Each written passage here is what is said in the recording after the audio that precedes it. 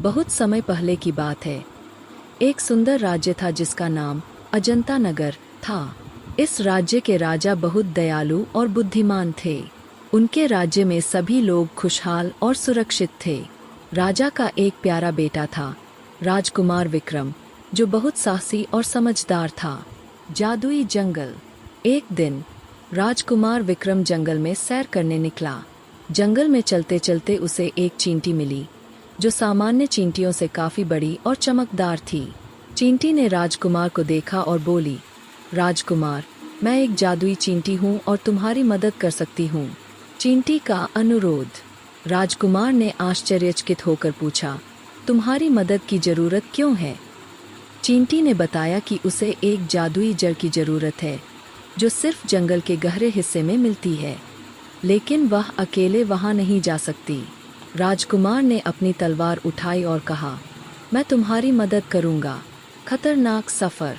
राजकुमार विक्रम और जादुई चींटी ने मिलकर जंगल की गहरी और खतरनाक जगहों की यात्रा की। रास्ते में उन्हें बड़े बड़े जानवर और कठिनाइयों का सामना करना पड़ा, लेकिन राजकुमार की बहादुरी और चींटी की जादुई शक्तियों की वजह से वे हर मुश्किल से पार पा गए। जादुई जड़ की खोज। आखिरकार वे उस जगह पहुंचे जहां जादुई जड़ थी, लेकिन उसे एक भयंकर राक्षस की निगरानी में रखा गया था। राजकुमार ने अपनी तलवार से राक्षस का सामना किया और चींटी ने अपनी जादुई शक्तियों से राक्षस को कमजोर किया। आखिरकार उन्होंने राक्षस को हराकर जादुई जड़ को हासिल किया। खुशियों की वापसी। राजकुमार विक्रम और जादुई चींटी वापस अजंता नगर लौटे। चींटी ने राजा को धन्यवाद दिया और जादुई जड़ से एक औषधि बनाई जिससे राज्य के सभी रोग ठीक हो गए।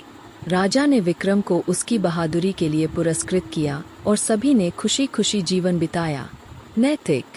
यह कहानी हमें सिखाती है कि बहादुरी और सहायता करने की भावना हमें हर मुश्किल से पार पाने में मदद कर सकती है, और कभी कभी छोटे छोटे जीव भी बड़ी बड़ी शक्तियों का स्रोत हो। कहानी राजकुमारी रीमा और जादुई चींटियाँ। प्राचीन समय की बात है। एक सुंदर और शांत राज्य था जिसका नाम था सुहानी नगरी। इस राज्य की राजकुमारी का नाम रीमा था। रीमा बहुत ही साहसी और बुद्धिमान थी। वह अपने राज्य के सभी जीव जंतुओं से प्यार करती थी। एक दिन रीमा जंगल में घूमने गई। अचानक उसने देखा कि एक चींटी का समूह एक बड़ी पत्ते को खींचने की कोशिश कर रहा था, लेकिन पत्ता बहुत भारी था। रीमा ने देखा और तुरंत मदद के लिए दौड़ी। उसने धीरे से पत्ते को उठा लिया और चींटियों को उनके घर तक पहुंचाया। चींटियों की रानी, जिसका नाम अनिका था, रीमा की मदद से बहुत खुश हुई। उसने रीमा को एक विशेष जादुई चींटी दी, जिसका नाम चीकू था। अनिका ने बताया कि चीकू के पास अद्भुत शक्तियाँ हैं और वह किसी भी मुश्किल को हल कर सकती है। रीमा और चीकू जल्द ही सबसे अच्छे दोस्त बन गए। एक दिन सुहानी नगरी पर एक दुष्ट जादूगर ने हमला कर दिया। उसने राज्य को अपने जादू से घेर लिया और सभी को डराने लगा। राजकुमारी रीमा ने अपनी बुद्धिमानी और चीकू की जादुई शक्तियों का उपयोग करने का निर्णय लिया। चीकू ने रीमा को बताया कि जादूगर का राज एक गुप्त गुफा में छिपा है। वे दोनों साहसपूर्वक उस गुफा की ओर बढ़े। गुफा में अनेक बाधाएं थीं, लेकिन चीकू की मदद से वे सभी बाधाओं को पार कर गए। अंत में उन्होंने जादूगर का जादुई दर्पण तोड़ दिया, जिससे उसकी शक्तियां समाप्त हो गईं। राजकुमारी रीमा और चीकू ने मिलकर सुहानी नगरी को मुक्त किया। राज्य के सभी लोग बहुत खुश हुए और उन्होंने रीमा और चीकू का धन्यवाद किया। इस घटना के बाद रीमा और चीकू ने हमेशा साथ रहकर राज्य की रक्षा करने का निर्णय लिया। इस प्रकार राजकुमारी रीमा और चीकू की दोस्ती ने साबित कर दिया कि साहस, बुद्धिमानी और मित्रता से किसी भी मुश्किल को हल किया जा सकता है। इस कहानी से बच्चों को साहस, मित्रता और बुद्धिमानी का महत्व समझ। राजा की गुप्त गुफा। एक समय की बात है। एक दूरदराज के राज्य में एक राजा रहता था जिसका नाम राजा विक्रम था। राजा विक्रम बहुत न्यायप्रिय और पराक्रमी थे। उनके राज्य में सब खुशहाल थे, परंतु एक दिन कुछ अजीब हुआ। राजा विक्रम के महल के पीछे एक गुप्त गुफा थी, जिसे किसी ने कभी नहीं देखा था। इस गुफा के बारे में बहुत सारी कहानियां थीं, लेकिन किसी को भी यह पता नहीं था कि यह कहाँ है और इसमें क्या है। एक दिन राजा ने घोषणा की कि जो कोई भी उस गुफा को खोजकर उसकी गुत्थी सुलझाएगा, उसे वह आधा राज्य और ढेर सारा सोना देंगे। यह सुनकर राज्य के सभी लोग उत्साहित हो गए। बहुत सारे बहादुर लोग और बच्चे उस गुफा को खोजने निकले। उनमें से एक छोटा लड़का था जिसका नाम राहुल था। राहुल बहुत बुद्धिमान और साहसी था। उसने ठान लिया कि वह गुफा को जरूर ढूंढेगा। राहुल ने जंगल में चलना शुरू किया। चलते चलते उसने एक प्राचीन पेड़ देखा जिस पर कुछ अजीब निशान बने थे। राहुल ने ध्यान से देखा और समझा कि ये निशान गुफा की दिशा दिखा रहे हैं। वह निशानों का पीछा करते हुए गहरे जंगल में पहुंचा, जहां उसे एक बड़ी चट्टान दी थी।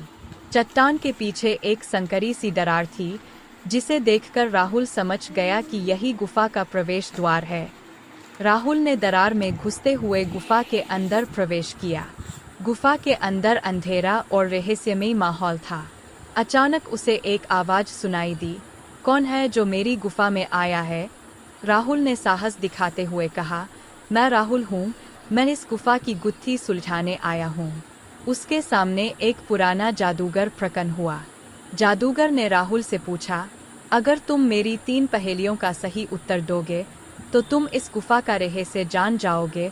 राहुल ने हामी भर दी। पहली पहेली थी, ऐसी कौन सी चीज़ है जिसे जितना खींचो वह उतनी ही छोटी होती जाती है? राहुल ने सोचा और उत्तर दिया, सिगरेट। दूसरी पहेली थी, ऐसा कौन सा पानी है जिसे पीने से प्यास नहीं बुझती? राहुल ने उत्तर दिया, समुद्र का पानी।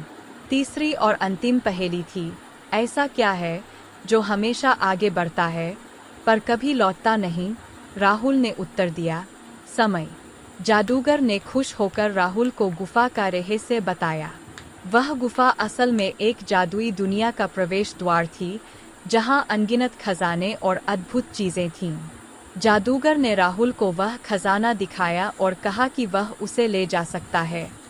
राहुल ने कुछ सोना और गहने लेकर वापस महल की ओर चल दिया।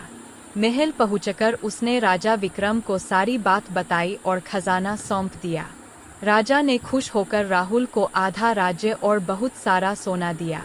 राहुल की बहादुरी और बुद्धिमानी की चर्चा पूरे राज्य में हुई और वह सबका हीरो बन गया। इस प्रकार राजा की गुप्त गुफा का रहस्य सुलझ गया और सब जादी जंगल का रहस्य। बहुत समय पहले की बात है। एक छोटा सा गांव था जिसका नाम था चमत्कारपुर। गांव के किनारे एक विशाल जंगल था, जिसे लोग जादी जंगल कहते थे। इस जंगल में कई रहस्यमयी जीव रहते थे और यहाँ की हर चीज जादू से भरी थी। गांव में एक छोटा लड़का था जिसका नाम था राजू। राजू को कहानियाँ सुनने का बहुत शौक था। उसकी दादी माँ उसे हर रात जादुई जंगल की कहानियाँ सुनाया करती थीं।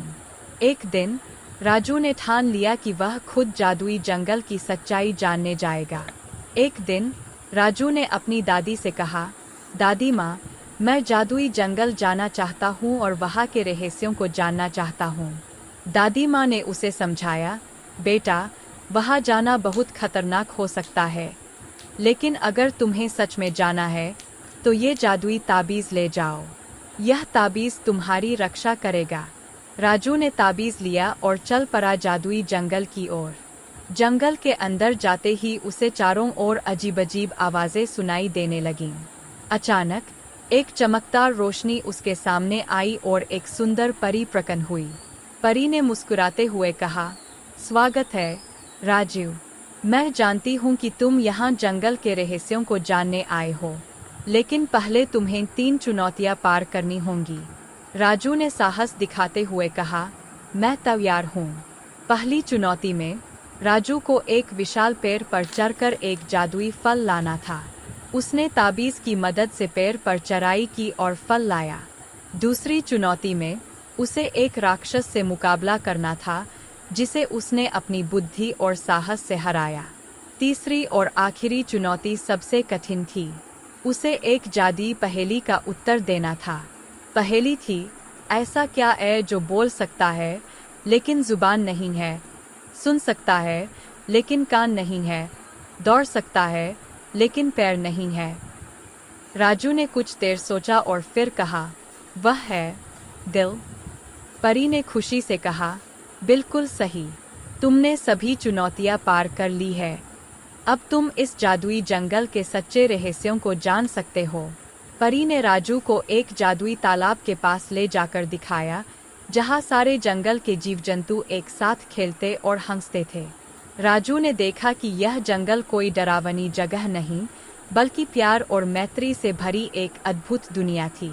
राजू ने जंगल के सारे रहस्य समझे और गांव वापस आकर अपनी दादी और दोस्तों को सारी कहानियां सुनाईं। तब से चमत्कारपुर के लोग जादुई जंगल की सुंदरता और उसकी सच्चाई को जान गए और वहां के जीव जंतुओं के साथ मिलकर खुशी खुशी रहने लगे। इस कहानी से बच्चों को सिखाने को मिलता है कि साहस और सच्चे मन से की गई कोशिशें हमेशा सफल होती है, और कभी कभी जो हमें डरावना लगता है वह असल में बहुत खूबसूरत और प्यार भरा हो सकता है।